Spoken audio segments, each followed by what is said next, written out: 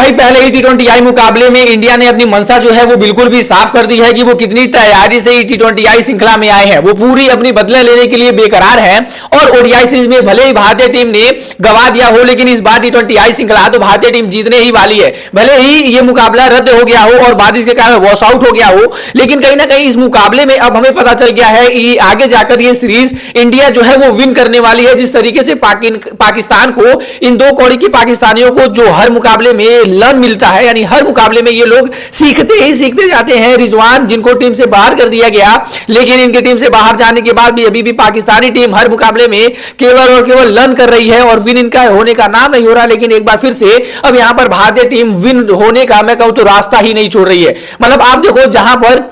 हम ओडीआई श्रृंखला कितनी बुरी तरीके से हारे थे, ऐसा लग नहीं रहा था कि भाई भारतीय टीम जो है इस यंग साइड के साथ इतना बेहतर परफॉर्मेंस जो है वो T20I के मुकाबले में कर दिखलाएगी और इस तरीके की जो भारतीय टीम की बल्लेबाजी है वो कारीगर होगी ऑस्ट्रेलिया की इतने भी ज्यादा खतरनाक पेस बॉलिंग के सामने। लेकिन आप देखो भाई कि जिस तरीके से डोमिनेट किया है सूर्य कुमार यादव ने, जिस तरीके से डोमिनेट किया है प्रिंस शुभमन गिल ने, इन दोनों बल्लेबाजों ने बता दिया कि आने वाले T20I वर्ल्ड कप 2026 के लिए जो भारतीय टीम की जो मंशा है वो बिल्कुल भी क्लियर है। यानी बिल्कुल भी वो लोग साफ है कि भाईजान किस तरीके से भारतीय टीम अपने घर में और भी विरोधियों को रौंदने वाली है। मतलब आप सोचो, इनकी परफॉर्मेंस देखकर पाकिस्तान भी डर चुकी है कि उन्हें भी अब ये डर सताने लगा है कि भाई अब 2026 का जो T20I वर्ल्ड कप आ रहा है, अभी हमने इनको एशिया कप में जो है वो पेला ही है और अब हम इन्हें 2026 के T20I वर्ल्ड कप में भी एक बार फिर से पेलने के लिए तैयार है। मतलब हाँ, आप देखो जिस तरीके से पाकिस्तान का साउथ अफ्रीका से मुकाबला हारी है, जितनी बुरी तरीके से हारी है भाई, मुझे नहीं लगता कि अपने घर पर अफगानिस्तान नेपाल जैसी भी टीमें हारती। मतलब हाँ, एक वक्त भी पाकिस्तान के अंदर से ये लगा ही नहीं कि वो लोग फाइटिंग स्पिरिट भी दिखा रहे हैं। एक वक्त नहीं लगा कि भाई ये लोग जो है वो थोड़ी सी भी लड़ना चाह रहे हैं, गेम में अपने इंटरेस्ट को जो है वो दिखा रहे हैं। लेकिन भाई आप देखो, वहीं पर इंडिया ने केवल और केवल 9.4 ओवर से ही अपनी मंशा को क्लियर कर दिया। और आप ये एक बात मेरी मानोगे कि जितने भी चारों तरफ लोग हैं इस यंग इंडियन साइड की बड़ाइयां कर रहे हैं कि भाई ऑस्ट्रेलिया जैसे इतने एक्सपीरियंस गेंदबाजी लाइनअप के सामने आप अगर 9.4 ओवर के मैच में 97 रन बनाते हो और तकरीबन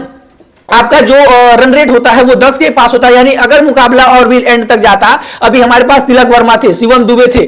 उसके बाद हमारे पास अक्षर पटेल थे। आप देखो टीम इंडिया की बैटिंग स्ट्रेंथ कितनी ज्यादा स्ट्रांग थी, ये मतलब आप पूछो ना। और ये इंडिया जो है अगर सिर्फ इस रन रेट से चलती फिर भी 200 पार होने थे, तो ऐसे तौर पर हमारी जो बैटिंग लाइनअप है वो तो इतनी खतरनाक है ही। तो एंड में जाकर भाई वो किस तरीके से डोमिनेट करते हैं और किस तरीके जो भारतीय बल्लेबाज है वो ऑस्ट्रेलियाई गेंदबाजों पर डोमिनेट कर रहे थे, वो तो हम सभी ने देख ही लिया। वेल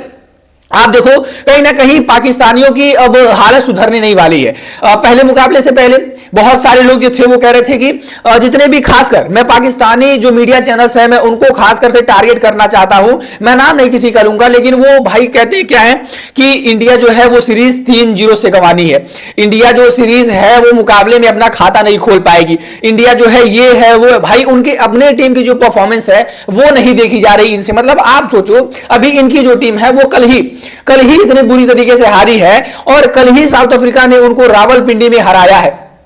फिर भी इनको अपनी टीम की गलतियां नहीं दिख रही और इनको गलतियां दिख रही हैं तो सिर्फ और सिर्फ भारत की, और वो भी मुकाबला स्टार्ट होने से पहले। और कहीं ना कहीं अब ये सारे लोग शांत हैं। जिस तरीके से भारतीय टीम के बल्लेबाजों ने परफॉर्मेंस किया है, इन सारे लोगों की बोलती बंद सी हो गई है और ये अपने टीम पर अब सवाल उठा रहे हैं कि भाई इंडियन टीम इतनी यंग साइड होकर इस तरीके का परफॉर्मेंस कर सकती है, तो भाई ये किस तरीके सलमान अली यागा ऑलमोस्ट भाई इसने जितने मुकाबले खेले अपनी टीम के लिए कप्तानी की है, लेकिन इसको किस बेस पर कप्तान बनाया गया है ये मुझे पता नहीं है।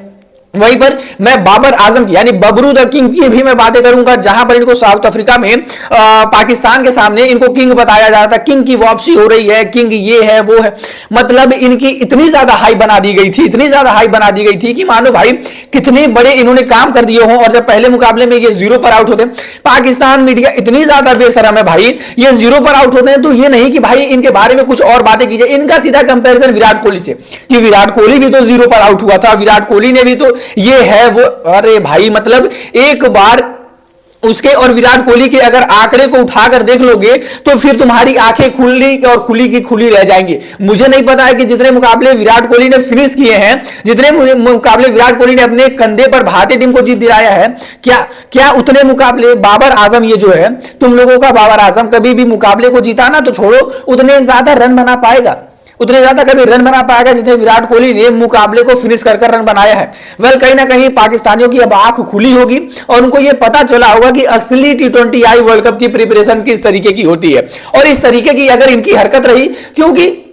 अगर तुम लोग अपने घर पर इतनी बुरी तरीके से मार खा रहे हो तो मुझे नहीं पता है, क्योंकि पाकिस्तान अपने सारे मुकाबले श्रीलंका में खेलने वाली है, वहां पर उनके हाथ में कुछ नहीं रहेगा। ये जो T20I वर्ल्ड कप होना है 2026 में, इंडिया और श्रीलंका में शेयर होगा, क्योंकि पाकिस्तान इंडिया नहीं आएगी और इस वजह से जो पाकिस्तान के सारे मुकाबले हैं वो श्रीलंका में खेले जाने हैं। तो भाई मुझे नहीं लगता कि इस तरीके की प्रिपरेशन से, इस तरीके की घटिया प्रिपरेशन से आप लोग जो है वो इंडिया या फिर किसी भी टीम को हरा सकते हो, जब आप साउथ अफ्रीका की सी टीम से नहीं, मतलब हाँ, इस साउथ अफ्रीका की टीम में आप देखो ना ही एडन मार्करम है, ना ही साउथ अफ्रीका की टीम में क्रिस्टन स्टॉफ्स है,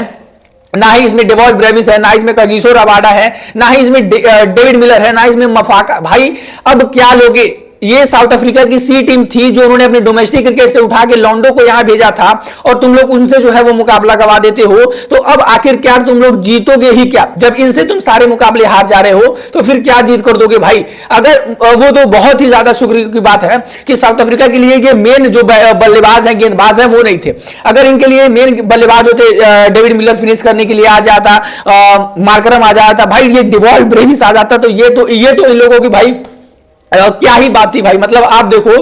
रबाडा अगर गेंदबाजी में आ जाता, मफाका अगर गेंदबाजी में आ जाता, केशव महाराज अगर आ जाते, तबरेज शमसी अगर आ जाते, अगर ये सारे गेंदबाज आते तो भाई मुझे लगता है कि पाकिस्तान 30-40 रनों पर सिमट जानी थी और उनके जो गेंदबाज थे वो 250 मिनिमम रन खाने थे। मतलब हाँ, 250 से तो एक भी रन वो लोग कम नहीं खाते।